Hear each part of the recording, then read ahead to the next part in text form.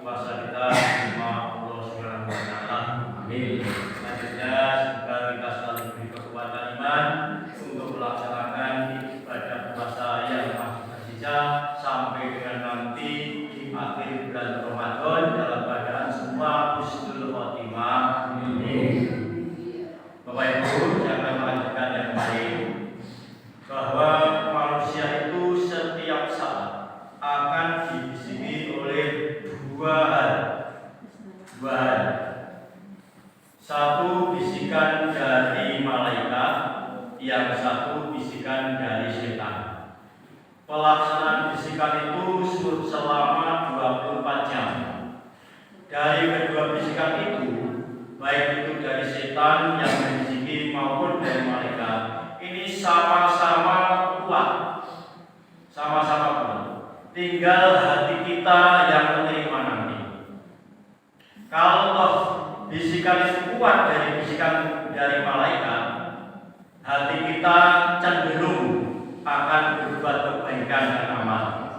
Lantas memerintahkan pada otak kita, otak memerintahkan pada otak badan, melaksanakan atau memerintahkan pada lisan untuk berkata yang baik, memerintahkan pada mata untuk melihat yang baik-baik, memerintahkan pada tangan untuk berbuat hal yang kebaikan, memerintahkan pada kaki untuk berjalan menuju kebaikan.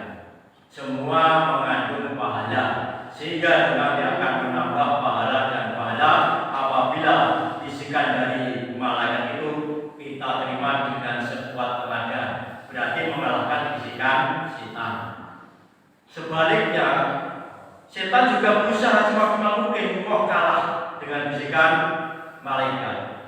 Nah, akhirnya hati kita lemah. Kalau hati kita lemah, bisikan malaikat kalah, yang menang bisikan dari setan. Sehingga hati kita tertekan. Otak perintah pada tangan berbuatlah kejahatan. Otak perintah pada mata melihatlah hal yang buruk. Otak perintah pada lisan untuk berkata-kata yang kotor atau untuk menipu atau yang sebagainya.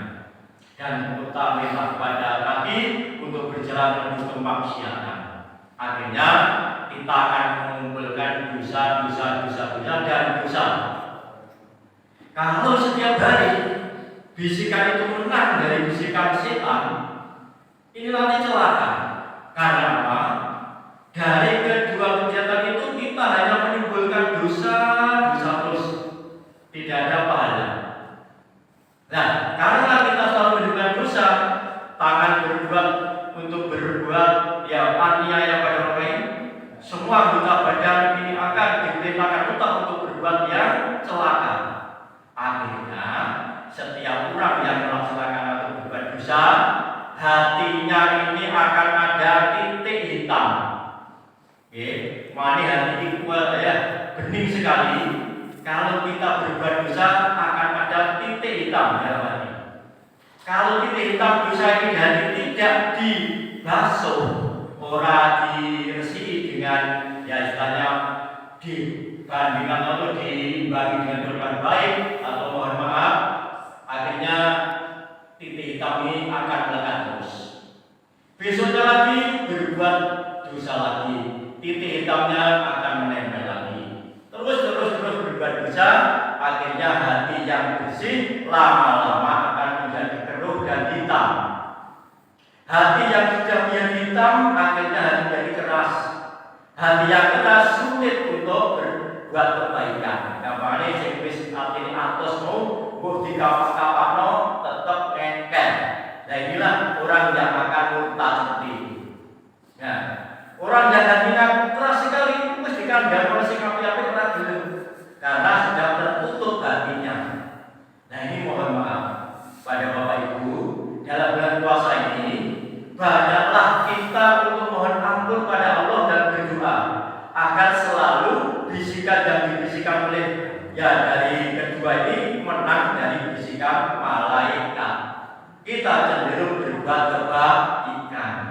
Nah ini, kalau kita cenderung berbuat kebaikan, otomatis hati yang kotor ini akan jernih. Akhirnya hati kita bisa bisa untuk bercermin lagi. Kalau hati kita kotor, tidak bisa untuk bercermin lagi. Akhirnya hati ini nanti imbasnya ke muka. Muka ini yang kelihatannya suram, kelihatannya medeni. Karena apa? Dalam hati sudah banyak kotoran, banyak bisa-bisa. Nah, orang iman apabila melihat dosa yang ada di hati yang banyak sekali, ini takut sekali. Takutnya bukan main. Seakan-akan itu seperti dia ini duduk di bawah jurang, yang seakan-akan jurang di atas itu sewaktu-waktu akan runtuh, akan membentuk oleh kepala kita. Jadi takut orang yang banyak dosa, orang iman yang banyak dosa ini, ibaratnya dia itu duduk di bawah jurang atau di bawah gunung, yang setiap saat gunung atau jurang ini akan runtuh kepalanya. Kita takut sekali akan dosa-dosanya. Pedih, sehingga orang yang beriman setiap saat kami mohon ampun pada Allah. Setiap bersolat, berdoa, mohon ampun pada Allah agar semua dosa dia dibersihkan. Tapi kebaliknya, orang yang murtad, orang yang kafir, ini melihat dosa yang diperbuat, ini orang sadar, orang lebih. Ibaratnya dia itu hanya mengusir lalat yang hinggap di hidungnya. Gampang baik. Orang lalat sing mencoba ini langsung diusir lah silang. Nah itulah orang kafir yang tidak takut pada dosa seperti itu ibaratnya. Seakan-akan hanya pada lalat yang menempel di hidungnya, gampang sekali mengusirnya. Nah akhirnya apa? Orang yang tidak takut pada dosa ini selama-lamanya itu nanti akan dipertimbangkan. Waktu saat di akhirat dipertimbangkan. Bisikan dari malaikat dan bisikan dari setan menang ya mana? Kalau menang dari malaikat otomatis perbuatan kebaikan lebih besar timbangannya daripada kebaikan dari dosanya. Namun sebaliknya, kalau menang dari bisikan setan, itu nanti dosanya akan lebih besar daripada amal ibadahnya. Allah memberikan petunjuk.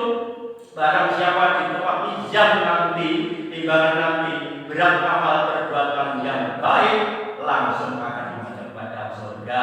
Sebaliknya, orang yang timbangannya buruknya lebih banyak, dosanya lebih banyak daripada kebaikan, otomatis akan dimasukkan ke dalam neraka. Nah, pada akhirnya hormat, kita masih di waktu, izinkan murid, monggo setiap saat kita selalu mengoreksi diri kita sendiri. Mohon ampun kepada Allah agar selalu bisikan yang masuk itu bisikan dari malaikat. Mohon maaf Bapak Ibu saja, semoga bermanfaat. Assalamualaikum.